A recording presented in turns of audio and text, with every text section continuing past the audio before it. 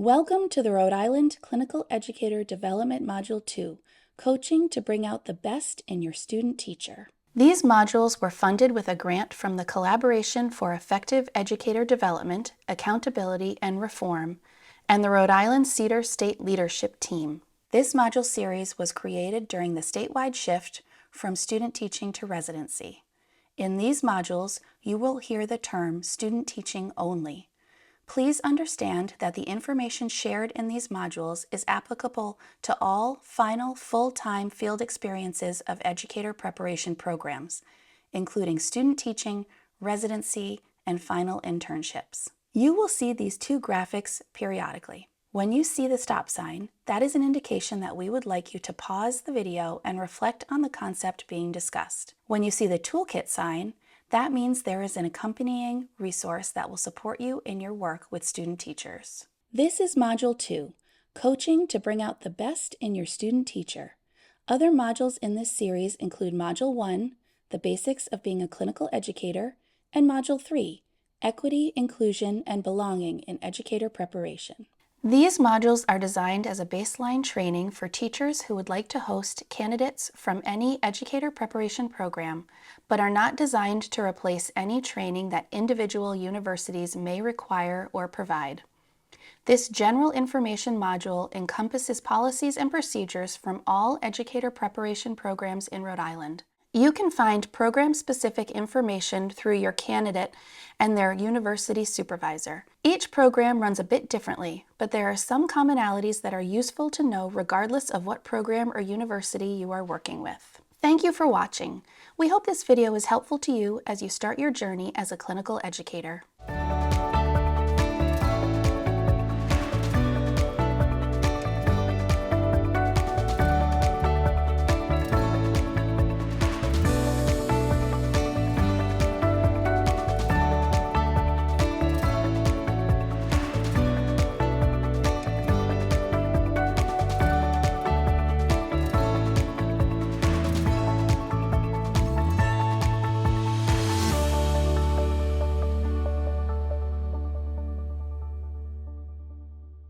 The purpose of this training module is to look at effective ways of mentoring and coaching adults so that you and your student teacher can have a positive and productive experience. Clinical educators are expert teachers of pre-K-12 students, but don't always have experience mentoring adults. Some of the principles are what you already use in your classrooms, and some are different. We hope this module provides some useful tips and advice for effective mentoring and coaching for student teaching that will bring out the best in you both. This module will address 4 ideas for working with your student teacher that we hope are useful for you as you move forward. In Module 1, we talked about the importance of building a relationship with your candidate. As we turn the conversation to coaching and mentoring, we want to let voices from the field remind us of why this work is so critical.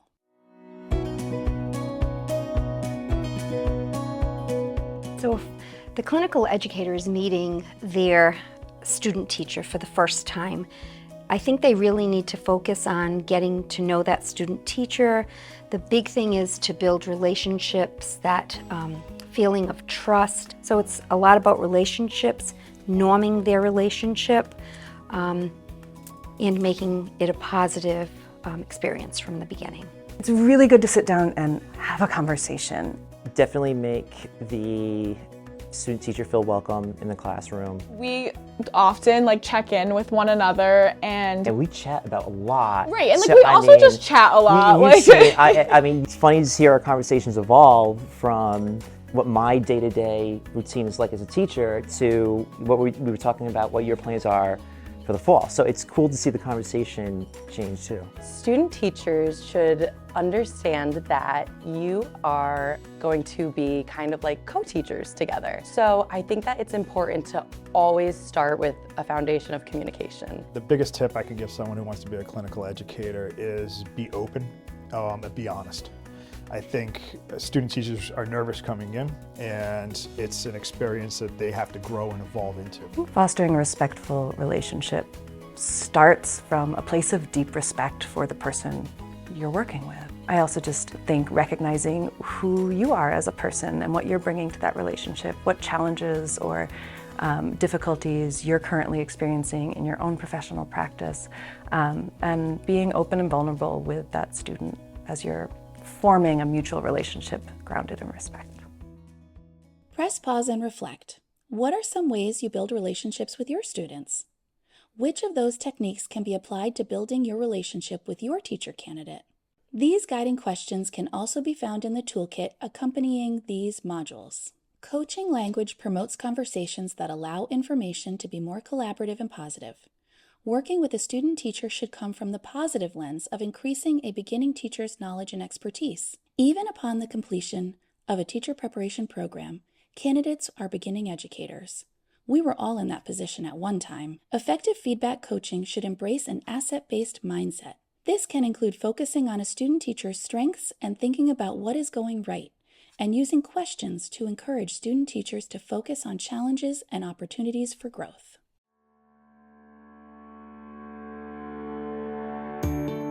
Critical feedback for a student teacher is essential for their growth. I like to treat student teachers just like I treat my students. I have to treat them with respect.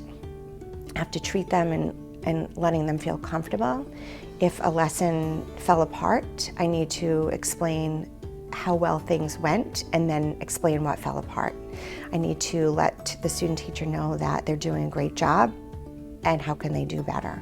I like watching the growth of student teachers, and it's okay if everything doesn't go perfect. But watching a student teacher have that experience and then try to help them work through it is something I find very valuable, and the sincerity that they take your feedback in, I think it helps them grow. So being honest, I think, with them, helping them along and realizing and encouraging that nothing's going to be perfect when you first do it, and to have them build off that and keep evolving and be reflective. Let the student teacher begin first. What went well with that lesson? What were some challenges that you encountered in that lesson? And once that student teacher has provided some of that information, then it's providing some options. How could I help you? What is something you'd like to work on first? Would you like me to model a lesson for you? When my clinical educator gave me feedback, either during an informal or formal observation, she would sandwich it. So she would start with something positive, something she really liked, and then something that she thought she would have done differently, or perhaps something that I should have changed if I was going to teach the lesson again, and then end with a goal for me for how to grow and how to improve for the next time. I really appreciated that. So it's always just the way we treat our kids, our students in front of us. They have to feel comfortable, happy, safe, and then from there, the teaching comes. That's the easy part. Press pause and reflect. We've all experienced having difficult conversations, both in professional and personal settings. You have likely used an asset-based approach during team planning time, faculty and department meetings, with your students, workshops, interactions with your own children or family to encourage growth. How have you used an asset-based approach to support growth and learning? What did you take into consideration during the process? How did the approach affect your relationship? It's helpful to think about coaching as a collaborative cycle of feedback, reflection, goal setting, and implementation. As you watch the interviews, think about which segments of the coaching cycle you are hearing about.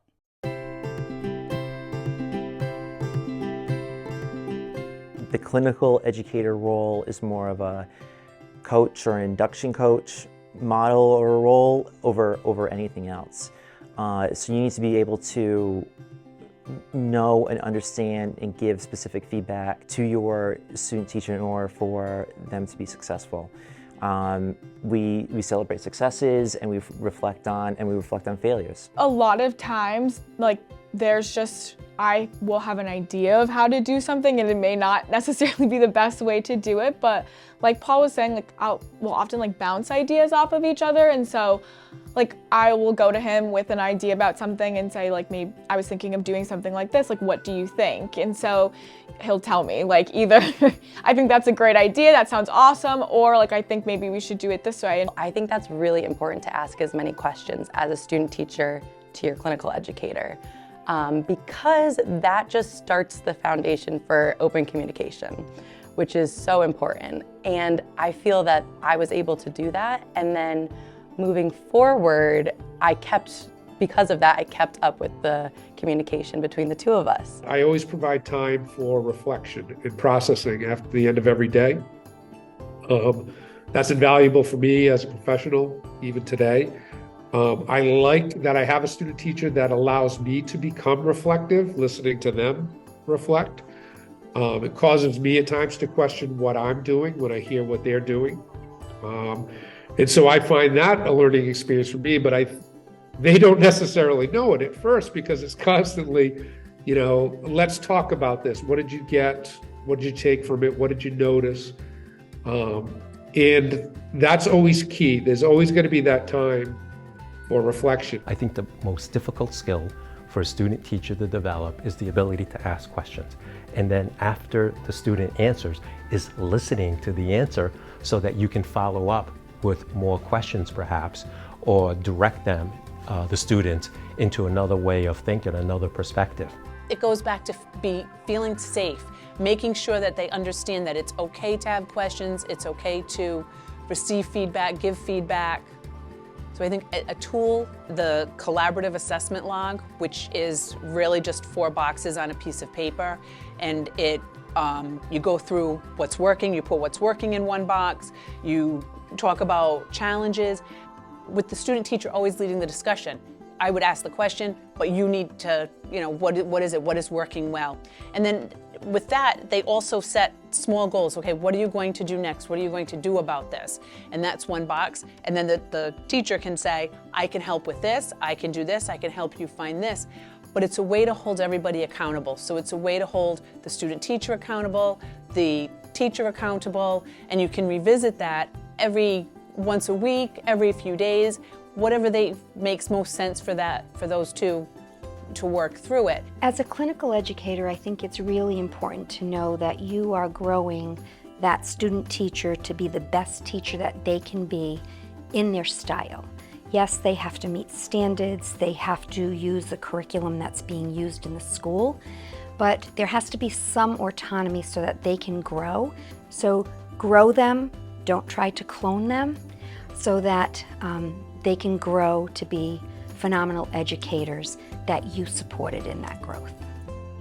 Press pause and reflect.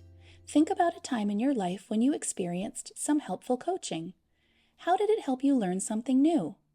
How did it support your persistence and growth over time? Balancing individuality and professionalism. Your student teacher is developing their own unique craft and must internalize the concepts of teaching and learning. Student teachers need to try new things within the boundaries of doing no harm to students. Student teachers will sometimes stumble or fail, but they will also learn, and they will also experience success. Your responsibility is to encourage professional risk-taking while providing a soft landing for both successes and failures.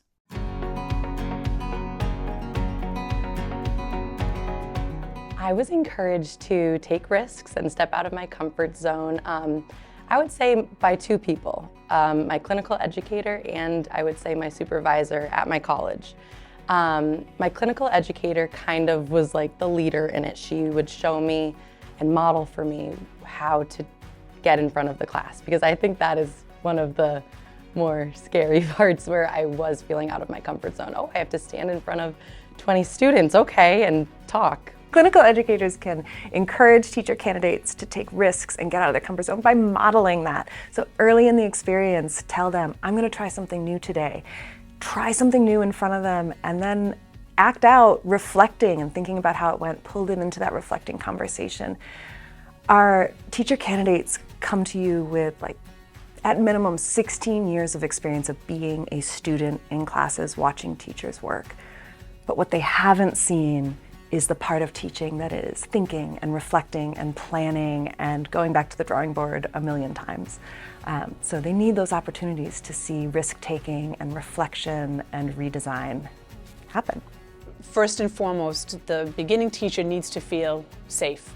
And I mean safety that her ideas or his ideas won't be laughed at or taken as, oh no, you don't know how to do that yet. No, you can't try that yet.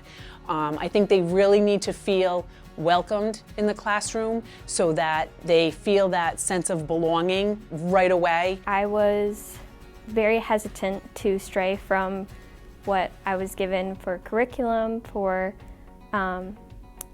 different kinds of classroom management techniques. I started off as just copying what my clinical educator was doing, but she really encouraged me to branch out and try new things, and she just reminded me every day that it's okay to try new things, and it's okay if they fail, if you fail at them too. And sometimes they work, sometimes they don't, and that's okay. It's how you grow. A lot of times, like, I will have an idea of how to do something and it may not necessarily be the best way to do it. So I think the best advice that Paul has given me is to try new things now while I'm in student teaching and while I have the opportunity to kind of fail and have things like not work so well. Not being afraid to take risk and, trying it, reflecting on it. If it went well, all right, perfect, I'm gonna continue it. If not, all right, table it and do something new. Best way, I think, to have student teachers step outside of their comfort zone and not get caught into kind of doing the same lesson over and over is that weekly check-in. The week before, what are you teaching for next week? Here's some of the things I've done in the past. Here's my documents, and encouraging them then to kind of deviate. So you're there at the beginning of the planning to help scaffold for them. So when they actually try and execute something that they're not the most comfortable with, they have some support and background already built in. I think our teacher candidates that we work with, like a lot of our students, they want to get this right. The stakes for them becoming good teachers is really, really high. So they believe sometimes that the way to get things right is not to make any mistakes. What we have to encourage them to do and invite them into is the fact that making mistakes, recovering, reevaluating, starting again is a really important part of not just your student teaching experience, but your whole teaching career. Press pause and reflect. Think about a time when you tried something new and it didn't go well. What did you learn from the experience? Of the 4 ideas discussed in this module, which ideas resonated the most with you? How might you implement them with a student teacher? Remember, you are helping to prepare your student teacher to be a brand new first-year teacher. The ultimate goal for your student teacher is that they embrace lifelong learning with a continuous improvement mindset.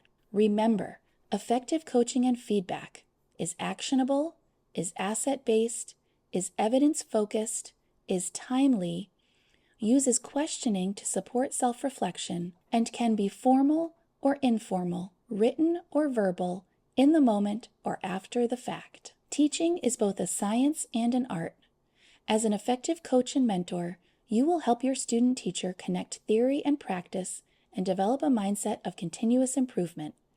We thank you for your time. In the attached toolkit, you will find a list of coaching questions and a coaching tool. The information included in these slides is intended to be introductory and general and was gathered through our professional practice in teacher preparation. Please contact your Rhode Island Educator Preparation partners for more information on any of the included topics. Thank you to all of those who have contributed interviews, expertise, and time into creating these modules.